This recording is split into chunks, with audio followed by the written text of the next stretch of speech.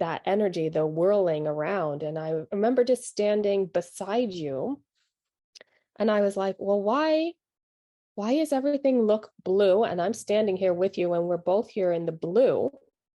And I was very puzzled as to why we were both standing in this blue. And then all of a sudden, I'm like, wait, something's going to open or something's happening. And the water, I realized we were actually standing on the water, and like a vortex, like a tornado type thing opened and sucked us right down to the bottom. And I was like, whoa, like this has never happened to me before, that we are like with somebody in session and we get sucked down to the bottom of this tornado vortex thing. And so I'm like, okay, now we're at the bottom and all around us is water walls. And I'm like, okay, so how do I get you out of here? Like, I know how to get me out, but I don't know how to take you with me and solve this. Like, who created this tornado thing? And why are you still down here? And it was like, I remember like touching the water and like being, yep, definitely water, and just being like perplexed a little bit as to like, how do I get you out? Um, and like just like wondering in session, like, how does this work?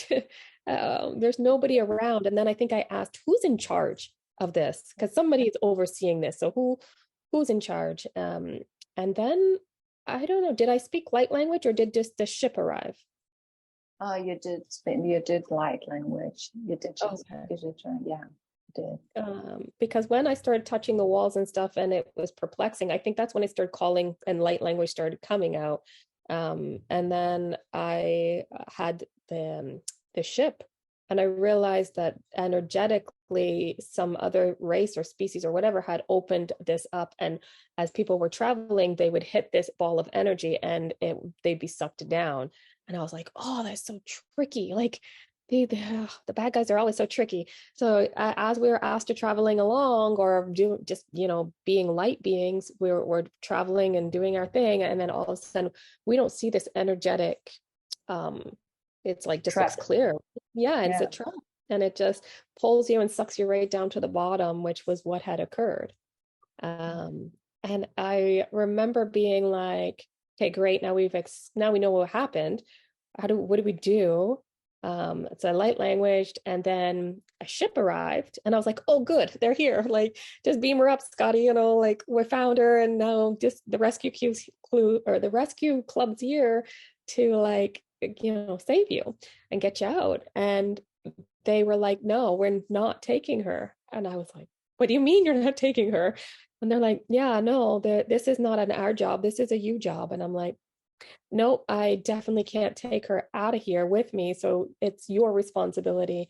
And we're light language back and forwards. They're like putting. We were arguing. And we were having a debate as to like, piece of soul retrieved. Now it's your job to take it or do something with it to resolve the situation. And it ended up being that you just informed me about this morning, that there was like a tracking device or something that was on you that were, because they at one point started to take you and then they were like, abort, no, she's coming back, she's yours. And I'm like, oh, not responsible. And so that's when I realized, okay, let me look. And then when I did an energetic scan and put my energy through you, I could feel that there was something there. And then I think I held it and neutralized it. And then you started lifting. Mm-hmm. Yeah. And then they took me. Yeah. Right. Mm-hmm. So what so was yeah. And this was a piece of my soul, which then in return returned to me. And so you just solved two problems in one, because the fear of the deep water was gone, and I feel so relaxed inside. You can't even explain it. So calm, so relaxed, and this busy feeling inside is gone, and I'm just like chill. Oh, isn't that beautiful? Yeah. That's amazing. It's like your outside matches your inside now. And yeah. Definitely. So, and now all my pieces are complete. Yeah. Oh, so, yeah. And you didn't have to have a near-death experience to get it back. Not again, no. Right. Yeah. Sometimes that does happen, right? So Yeah, it does. It did happen. Yeah, it did happen a few times. oh boy. I think that's quite common when Yeah. we're not sure how to get them back, or they're missing for extended times, or that's just the only way they can get back. I don't really know, but that is a viable option and does happen to people where they have those near-death experiences, and here's your piece back in another chunk of soul. Like the large portions come back during those near-death experiences. Yes. So you got your piece, which then led you to call your son's piece, which then does that prevent your son from having to go through a near-death experience to get it back? Um, I guess so. At least this part. I don't know how often his soul might be splitted. So, but this part definitely doesn't need to be taken by an accident or anything like this. Right. So Yeah. yeah, at least that part it saves some heartache on